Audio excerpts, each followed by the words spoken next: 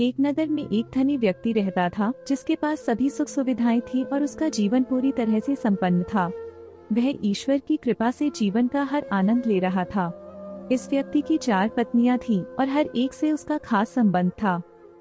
उसकी चौथी पत्नी को वह सबसे अधिक प्यार करता था।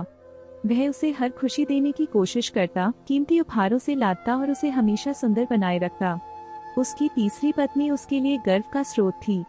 जब वह उसके साथ होता तो वह खुद को बेहद सम्मानित महसूस करता। हालांकि उसे हमेशा इस बात की चिंता रहती थी कि कहीं उसकी तीसरी पत्नी उसे छोड़कर किसी और के पास न चली जाए। दूसरी पत्नी उसकी सबसे समझदार साथी थी।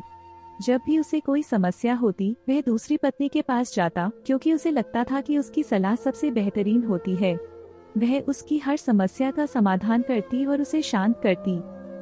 लेकिन उसकी पहली पत्नी, जो हमेशा उसकी देखभाल करती थी, के प्रति उसका कोई खास लगाव नहीं था। वह उसे हमेशा प्रोत्साहित करती, उसका साथ देती और उसे गलत रास्ते पर जाने से रोकने की कोशिश करती, लेकिन व्यक्ति ने उसकी अहमियत को कभी समझा नहीं। एक दिन जब व्यक्ति की तबीयत बेहद खराब हो गई और कोई इलाज कारगर नहीं हो पाया, तो उसने सोचा कि शायद अब उसका अंतिम समय आ चुका है। उसने अपनी चारों पत्नियों को बुलाया और उनसे एक सवाल पूछा।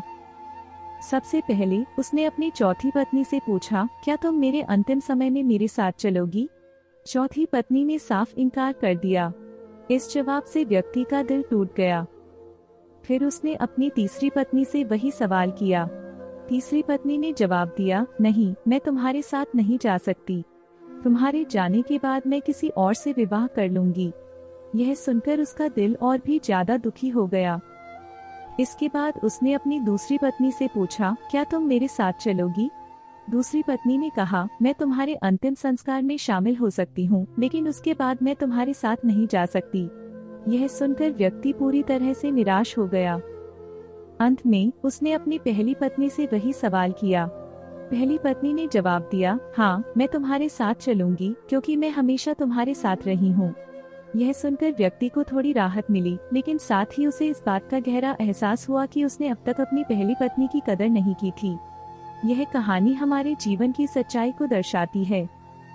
चौथी पत्नी हमारा शरीर है, जिसे हम सबसे ज्यादा सहेजते हैं, सजाते हैं, लेकिन मरते वक्त यह हमारे साथ नहीं जाता।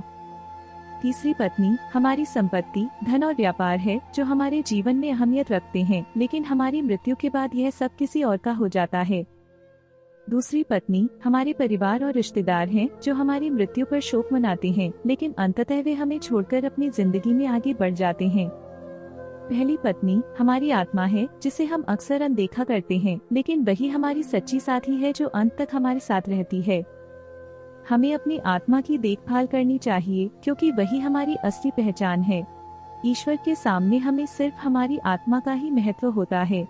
जीवन में सबसे महत्वपूर्ण है कि हम अपनी आत्मा को समझें, उसकी देखभाल करें और उसे संजोएं, क्योंकि वही हमारे साथ अंतिम सफर में साथ रहती है।